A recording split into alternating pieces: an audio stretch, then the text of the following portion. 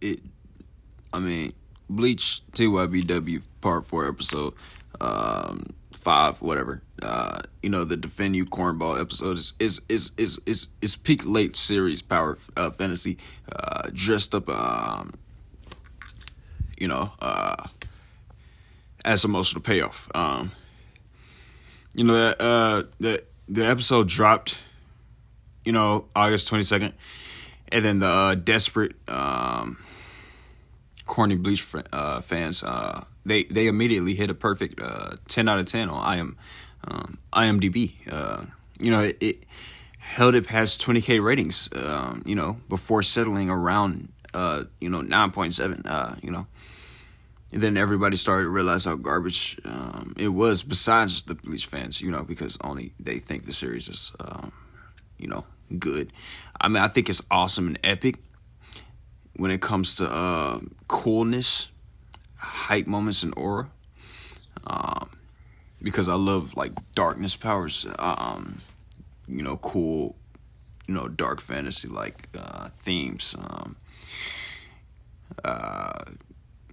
just darkness in general. But it's just Bleach fans just calling it one of the greatest anime episodes of all time.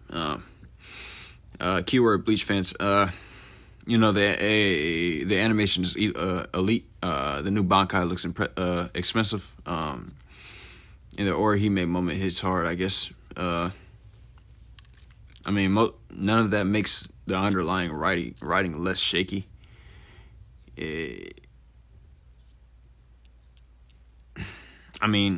Ichigo's brand new blood chains, Bankai, is pure anime original. It never existed in the manga. Kubo approved it. Pierre animated the hell out of it. And the episode treats it like the long-awaited missing piece. It's not. If it is, prove it.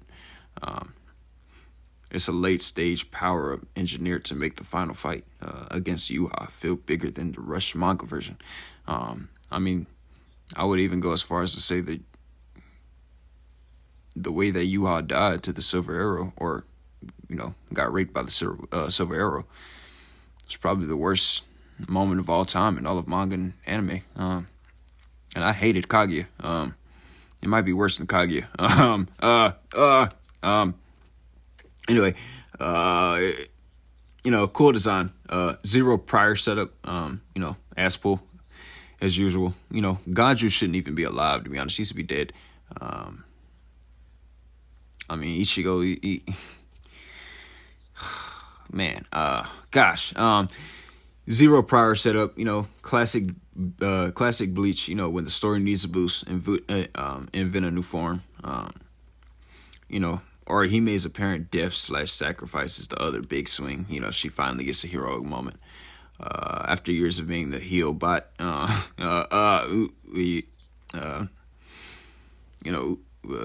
who stands there while the boys swing swords. This is a shonen, not a shoujo. I don't even know why Foids want female characters, or I don't even know why people in general talk about female characters. Just shut up. This is a shonen.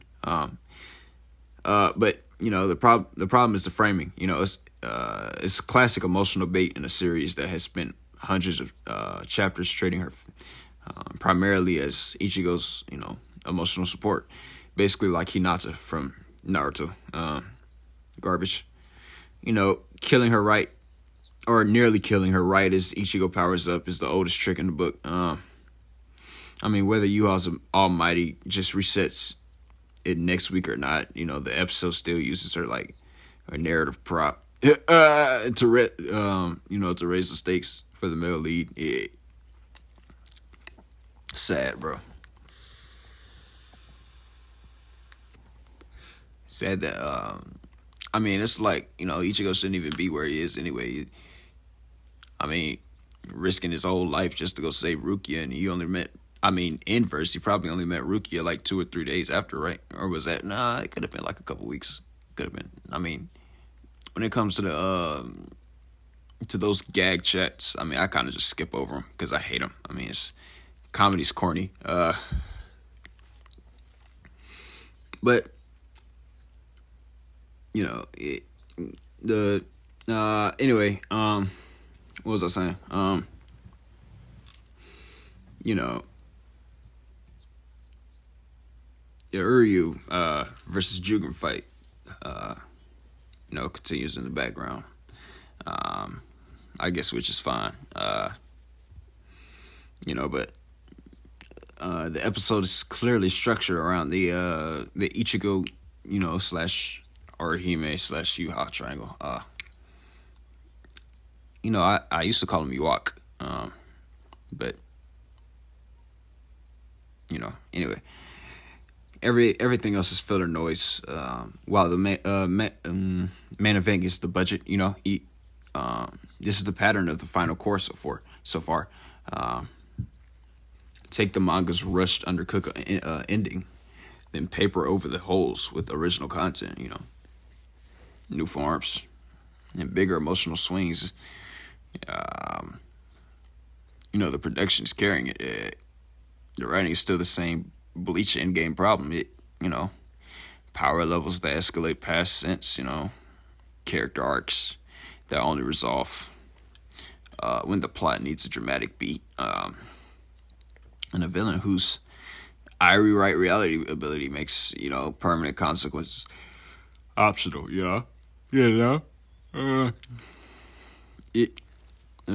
It's impressive television. It's also exactly why what late Bleach always does.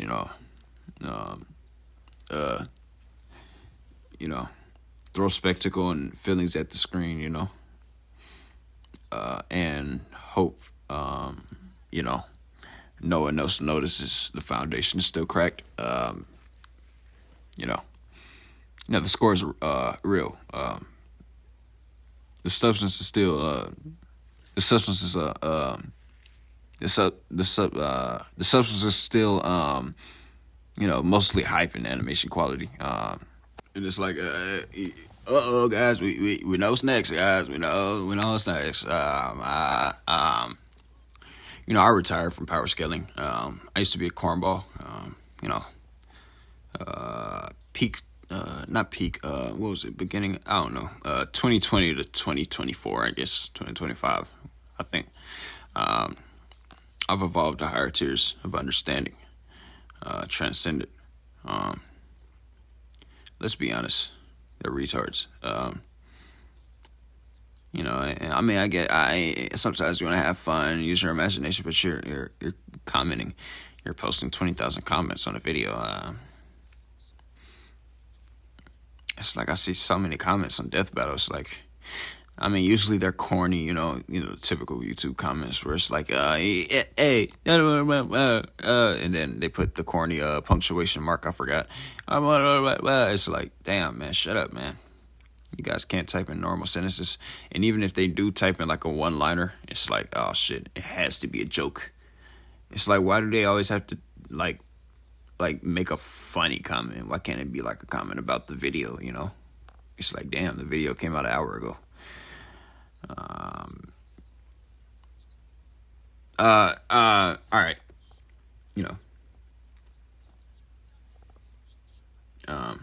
The Bleach manga is just a textbook of case of strong start, mid-series bloat, terrible start, mid-series bloat, and a complete collapse at the end. I don't know why it's so strong. Soul Society is solid, I guess. Clear goals. Kind of a unique story when it comes to an anime, because you're getting executed for committing a crime. It's like you don't really see a lot of that shown in anime.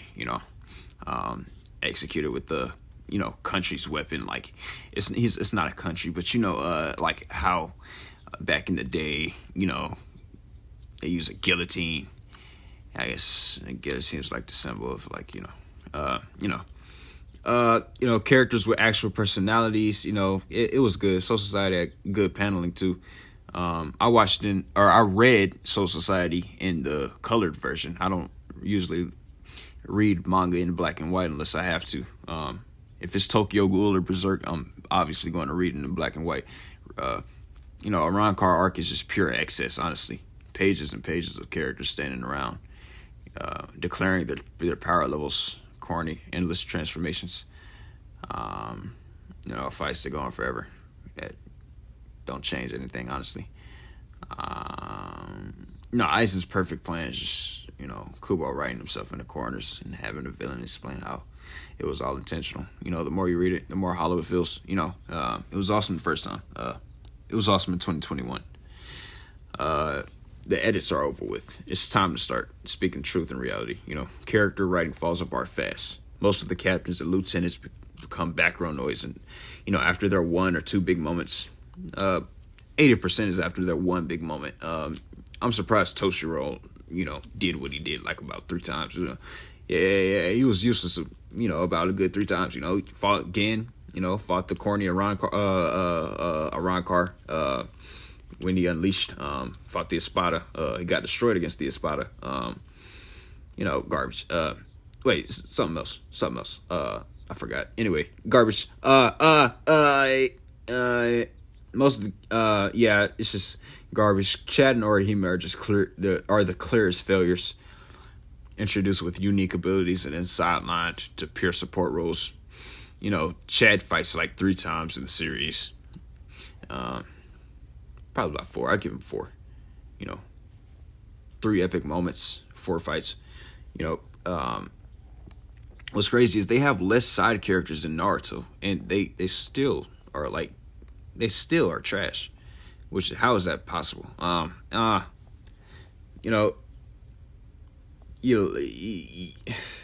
It's like Irio's entire arc is a mess. Flipping sides, thin justification. It's just like, oh, okay. If I do this, I'll never see you guys again. I can never talk to Sub Rivers again. It was like, oh no, it's just corny. I forgot the reasoning. It's been a while. Ichigo is mostly like a power-up machine who reacts to whatever the plot throws at him instead of driving it. Power system has no consistency. Every major arc invents new rules. New forms, new radical ability or racial abilities. So the previous ceiling can be broken. Bankai, hollow powers. Full bring. Well, I like the filler. I honestly like the filler, but I won't mention filler. Then the Quincy stuff in TYBW, it never settles. Power levels are whatever the current fight requires. Full bring is a complete waste of chapters. Complete waste of chapters. It exists to strip Ichigo of everything. Give it back. You can say it's good writing for the art. Yeah, but it's just for the art.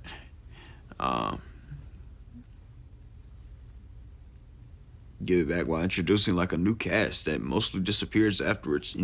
It's a padding dressed up as character development. So 1,000 Year Blood, where's the worst of it?